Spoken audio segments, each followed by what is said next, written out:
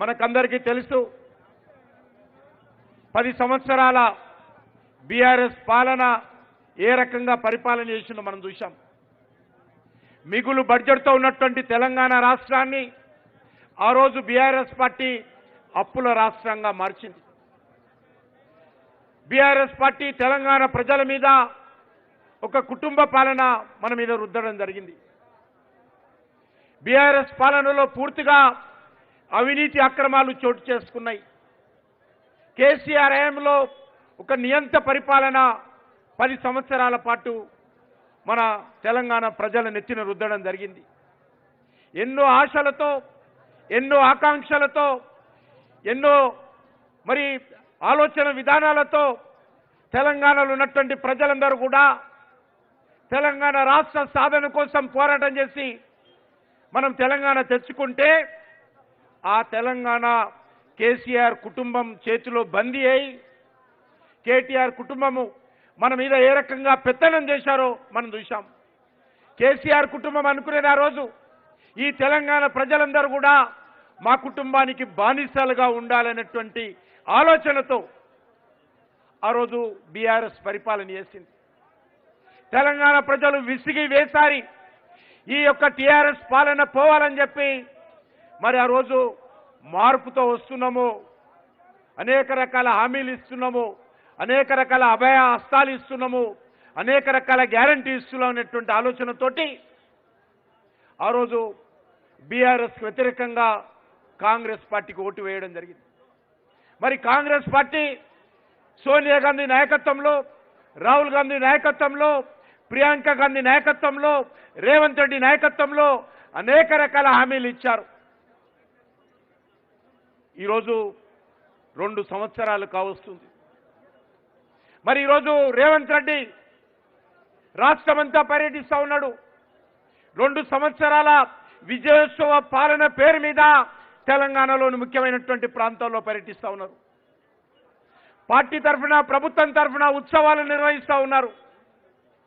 నేను ఈ సందర్భంగా ముఖ్యమంత్రి రేవంత్ రెడ్డి గారు ఒకటే సవాల్ చేస్తా ఉన్నాను. రేవంత్ రెడ్డి గారు, మీరు ఏ ముఖం పెట్టుకొని ఈ యొక్క ఉత్సవాలు నిర్వహిస్తున్నారో ఈరోజు తెలంగాణ ప్రజలు నిన్ను ప్రశ్నిస్తుందని అడుగుతా ఉన్నాను.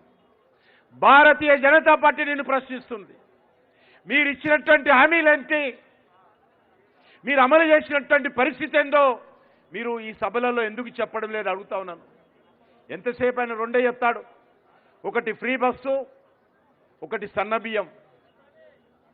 నేను ఈ సందర్భంగా తెలంగాణ ప్రజలకు కూడా కోరుతా ఉన్నాను, సన్న బియ్యంలో కూడా వారిచ్చేటువంటి సన్న బియ్యంలో ప్రతి కేజీ వెనక నరేంద్ర మోడీ గారి ప్రభుత్వము, బీజేపీ ప్రభుత్వము, కేంద్ర ప్రభుత్వము ప్రతి కేజీ వెనక 43 రూపాయలు కేంద్ర ప్రభుత్వం ఇస్తున్నది, 13 రూపాయలు మాత్రమే తెలంగాణ ప్రభుత్వం ఇస్తా ఉన్నది.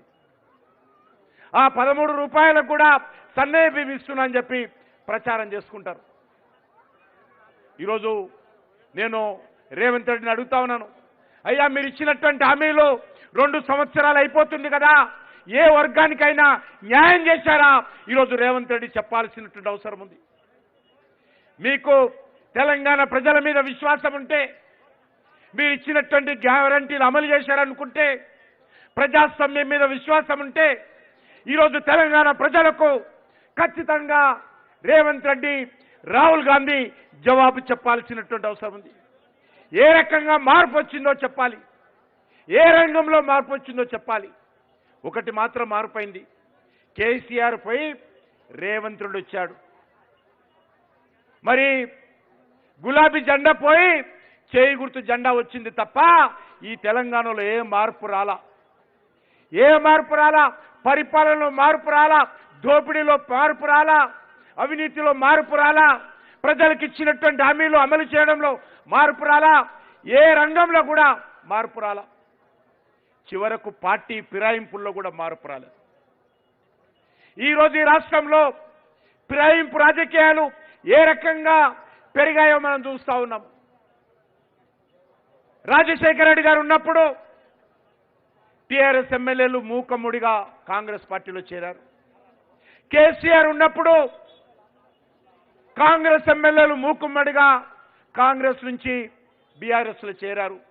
కనీసం రాజీనామా చేయకుండా ఎమ్మెల్యే పదవికి కేసీఆర్ హయాంలో మంత్రి పదవిని ఎలగబెట్టినటువంటి చరిత్ర ఈ రాష్ట్రంలో పార్టీ ఫిరాయింపుల చరిత్ర. మళ్ళీ ఈరోజు బీఆర్ఎస్కి చెందినటువంటి ఎమ్మెల్యేలు 10 మంది కాంగ్రెస్ పార్టీలో ఫిరాయించారు. దేంట్లో మార్పు వచ్చిందో ఈరోజు రాహుల్ గాంధీ చెప్పాలి. ఏ రకమైనటువంటి మార్పుతో కూడినటువంటి పరిపాలన తెలంగాణలో అందిస్తా ఉన్నారో ఈరోజు రేవంత్ రెడ్డి చెప్పాలి. రైతులకు ఇచ్చినటువంటి హామీలు అమలు జరిగాయా? నిరుద్యోగులకు ఇచ్చినటువంటి హామీలు అమలు జరిగాయా? మహిళలకు ఇచ్చినటువంటి హామీలు అమలు జరిగాయా? బీసీలకు ఇచ్చినటువంటి హామీలు అమలు జరిగాయా? ఎస్సీ ఎస్టీలకు ఇచ్చినటువంటి హామీలు అమలు జరిగాయా? తెలంగాణ ఉద్యమకారులకు ఇచ్చినటువంటి హామీలు అమలు జరిగాయా? ఉద్యోగస్తులకు ఇచ్చినటువంటి హామీలు అమలు జరిగాయా? ఏ విషయంలో మీరు మంచి పరిపాలన పేరు మీద, మార్పు పరిపాలన పేరు మీద, ప్రజా పరిపాలన పేరు మీద, ఇందిరమ్మ పాలన పేరు మీద మీరు పరిపాలన గద్దె మీద కూర్చున్నారో, 2 సంవత్సరాలు పరిపాలన చేశారో రేవంత్ రెడ్డి చెప్పాల్సినటువంటి అవసరం ఉంది.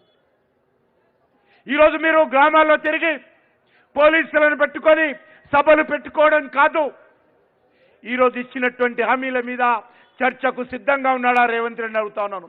ఈరోజు భారతీయ జనతా పార్టీ తరఫున నేను ముఖ్యమంత్రి రేవంత్ రెడ్డికి సవాల్ చేస్తా ఉన్నాను. మీరు 2 సంవత్సరాలలో మీరు ఇచ్చినటువంటి గ్యారెంటీని అమలు చేస్తే ఈ ఇందిరా పార్కులో చర్చకు వస్తావా? మీ ప్రజాభవన్లో చర్చకు రావాలా? లేకపోతే ప్రెస్ క్లబ్లో చర్చకు రావాలా? రేవంత్ రెడ్డి సిద్ధంగా ఉండాలి, ముందుకు రావాలని కోరుతా ఉన్నాను. పార్టీ తరఫున మా పార్టీ కార్యకర్త ఎవరైనా సరే చర్చకు మేము సిద్ధంగా ఉన్నాము. రైతులకు ఇచ్చినటువంటి హామీలు అమలు చేశావా? అనేక రకాల పంటల మీద 500 బోనస్ ఇస్తా ఉన్నావు. ఒక సన్న బియ్యం తప్ప ఏ దాని మీద కూడా బోనస్ ఇవ్వడం లేదు. పత్తి మీద బోనస్ ఇస్తున్నావా? వేరుశనగ మీద బోనస్ ఇస్తున్నావా? దేంట్లో ఇస్తున్నావు? 10 పంటల మీద గిట్టుబాటు ధర అదనంగా 500 రూపాయలు బోనస్ ఇస్తానన్నారు. రైతులకు, రైతు కూలీలకు అనేక రకాల హామీలు ఇచ్చారు. కౌలు రైతులకు ప్రతి ఎకరానికి 10,000 ఇస్తామన్నారు.